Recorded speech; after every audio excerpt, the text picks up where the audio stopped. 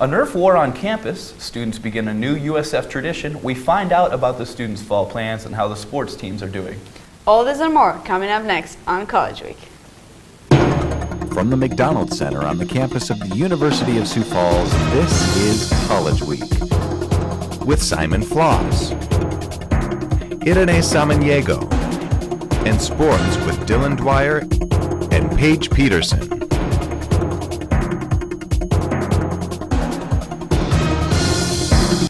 Good morning, I'm Simon Floss. And I'm Irene Samaniego. Thanks for joining us for this Halloween special. So Simon, can you tell us more about your Halloween costume? Well, if you watch the show Parks and Recreation, you'll know that I'm Burt Macklin, FBI. What about yours? See, I'm just a pirate. I don't have a special name, just arr, you know? Arr. Well, did you hear about all the crazy stuff that's going on this week? The World Series happened, Nerf war, all that stuff. There was a Nerf war going on campus? Yeah. School is making tensions run high, but Evan Gentry shows us more about how the students keep their mind off of it and have a little bit of fun. On the 29th of October, the Cougar Activity Board hosted Nerf Wars. Getting a chance to follow the action, I was able to understand what Nerf Wars was all about. In my mind, another way to relieve stress and just hang out with friends. Thomas Jennings gave College Week a better insight on this activity. Nerf Wars is just a way of sort of the community at USF coming together, having a bit of fun, just getting to know new people and just letting off a little bit of steam in the evenings when you've had sort of a busy day of classes or lots of work. It just gives you a nice chance to take a break. Although just a game, Taylor and Thomas shared their thoughts on how to capture the win. Our whole strategy is to stay together and then ultimately infiltrate the enemy's defenses. Lots of communication, make sure we have more ammo than the other team, and just a bit of strategy, sort of knowing exactly where we're going in the auditorium. For USF College Week, I'm Evan Gentry. Two USF seniors, Rebecca Wessel and Jordan Heidebrink, qualified as finalists for the Student Idea Competition held at the 11th Annual Innovation Expo. Wessel, a business administration major, won third place with a clever app that can identify pictures taken with a smartphone. Heidebrink, on the other hand, devised an idea to develop an automatic hitch that can connect to a trailer. The Student Idea Competition is open to all South Dakota-based higher education students, which can submit an innovative idea for a product or service.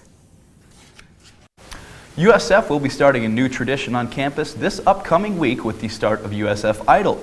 This event will be similar to the show American Idol, having 3 judges made up of faculty and students. Auditions were held last Thursday and the show kicks off in Z Hall on November 3rd. Our very own Jeb Cooper was able to sit down with students and faculty who have been involved in the setup of this new event.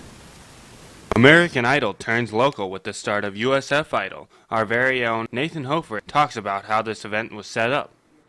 Member of our Cougar Activities Board, Bryce Wildenauer, who decided to bring this to our student body. But I've seen this done at the last couple institutions I worked at before, and it's a really great way to feature our student talent as well as give them an opportunity to just have fun, and everyone loves watching their friends compete, and so it's a lot of fun. I mean, you get to have judges, you get to vote for who you think, students get to vote for who they think is the best, so you kind of get a little bit of everything. This event was set up for students to get in touch with their musical side, along with having the opportunity to win cash prizes. For first place, I believe the winner will get $150. Second place is $100, and third place is $50. And it's open to all USF students. They'll need to contact Bryce at his email, bryce.wildenauer@usiouxfalls.edu, and to sign up for an audition time. And the top 10 competitors that make it through auditions will get to go and compete and hopefully win some money. I was able to sit down with USF senior and radio host Zach Dresch to talk about his plans for what song he may perform for auditions. Well, I plan on singing an Incubus hit from 2000 called Drive. It's off of their 1999 album Make Yourself, and I'm a big fan of that album because my dad got me into that band, and I felt like it'd be a nice throwback to my youth by singing that song. This event will be a 3-week-long ordeal taking place every Thursday in Z Hall. Starting November 3rd, auditions will be taking place this week. Now here is Tanner Wegsness with the pop quiz question of the week. Good luck! You'll need it. Hi, I'm Tanner Wegsness, and with Halloween on the horizon, we decided to stick with the Halloween theme for this week's pop quiz question. This week's question is, the first jack-o'-lanterns were made with what? Was it A, pumpkins, B, turnips, C, beets, or D, potatoes? That Tanner Wanksness just doesn't get any easier. I mean, what do you think it is? Well, I had a little problem with the question. What's a turnip? You know, I could be wrong, but I think a turnip is an old wooden ship used in olden times. You think a pirate would know that? Yeah, you think, but... No, I have no idea on this answer. Do you know? I'm just going to guess beets. I don't know how it'll work out, but I'm just going to guess beets. I'll go with pumpkins. Let's find out. Hi, welcome back. Have you guessed the answer to this week's question? Was it A, pumpkins, B, turnips, C, beets, or D, potatoes? Well, if you guessed everything but A, you're spot on. Sorry guys, we decided to throw you a trick instead of a treat this week. The first jack-o'-lanterns were made out of hollowed turnips, beets, and potatoes in a practice that started about an Irish myth about a man named Stingy Jack who tricked the devil and was made to wander the earth. People made scary faces in their jack-o'-lanterns.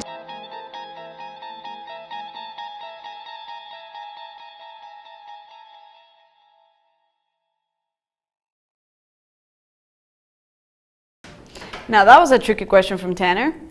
Each year, teachers around the nations are nominated and recognized for their work in academics as top-notch role models and mentors, creating lasting impressions that follow students beyond the walls of classroom. Father of USF's own Austin Hoggy, who has crowned this year's South Dakota Teacher of the Year. Well, the fall season is fully here. What's some of the stuff that you like to do during the fall? Well, I'm not used to this beautiful fall. I'm used to seeing snow by now outside, but I like carving pumpkins. I love watching the leaves. The colors are amazing outside. Oh, absolutely. What do you think all our USF students are doing over here? I'm not too sure. I do know that Drew Thomas has more on the story. Well, let's take a look. The leaves have started to change color, which indicates that it is officially fall here at the University of Sioux Falls. Just a few weeks ago, students roamed the campus studying for midterms and preparing to go home for fall break. But as fall break came to a close, students were eager to keep the fall spirits alive here on campus. Here we have some USF students who shared their favorite fall traditions. My favorite thing to do in the fall is probably to go to pumpkin patches, pick out pumpkins. The thing to do in the fall is play football outside with my friends and listen to soft music while I sit by the fireplace. Some traditions my family does. We play football on Thanksgiving, and we have everyone over for Thanksgiving. I think there's 40 people in my family, so we all get together in one house. In the fall, I like to hunt and carve pumpkins and make pumpkin seeds and rake leaves and jump into them and be outside. When asked what comes to mind when they hear the word fall, USF students share similar answers. When I hear the word fall, I think of leaves changing colors, I think of Halloween, I think of pumpkins, I think of pumpkin spice lattes. When I think of the word fall, I think of brown leaves, crisp on the street, driving in my car, let the leaves blow past me, rustling sounds, a feel of warmth. When I think of the word fall, I think of trees and pumpkins and sweaters, turtleneck sweaters. When I hear the word fall, I think of Halloween, the leaves changing colors, and the approach of winter. Whether it's carving pumpkins, getting ready for Halloween, indulging in scented holiday candles, or simply being outdoors, just know that USF students know how to enjoy the season. Coming up next is Java Talk with Jeb Cooper. Don't go anywhere. Good morning, my name's Jeb Cooper, and today we have Ashley Maturin here with us to talk about Jar Wars, a fundraiser to help the Cancer Institute at Avera. Thanks for joining us today, Ashley. How you doing? Good. Wonderful. Well, I just want to start out with kind of figuring out what this is all about and how it got started. Yep, so Karina Spangler, she's a sophomore student here at USF, and she is a very passionate individual, and so she wanted to do something to raise awareness for Breast Cancer Month. And so she came up with this idea of fundraising and maybe pieing a faculty or administrator in the face, and so that's how we came up with Jar Wars. All right, and I understand there's 5 teachers, correct, or 5 faculty members being up for pied, and who's in the race right now? Yep, Who's so in the there's running? Christina Hitchcock, Jed Sugert, President Benedetto, Dave DK, and Denny Toom. Okay, very nice. And do you know who's winning off bat or losing, whichever? I believe President Benedetto is in the lead right now by quite a bit. All right, well, good luck to him if he gets the pie in the face. Yep. And today is the last day, correct? Correct. So tomorrow, where will the pieing be taking place? I believe the pieing will be taking place right outside of the McDonald's Center. Outside, obviously, what with pie being thrown and all. But yeah, so outside. Okay, and do you know what time that'll be, just in case people want to come watch? I'm not quite sure what time, but there will be an email being sent out tomorrow to all of the students and faculty. Okay, very nice. And there's the pieing that is one part, and there's also raffle tickets, correct? Correct. And tell us a little bit about what people could have won. Sure. So Karina went to different businesses and organizations in Sioux Falls and received donations. Some really great packages actually that she's put together. So I know she got a gift certificate to a hair place and Shields and some gift cards to Carnival and the movies and a massage place. So I mean, she's put together quite a few packages, and so the gift packages are $2 each to get in on the raffle, and then she also received baked goods, so cupcakes from Oh My Cupcakes, as well as half baked and some donuts and some cookie jar cookies, and those types of items are going for $1. Okay, very nice.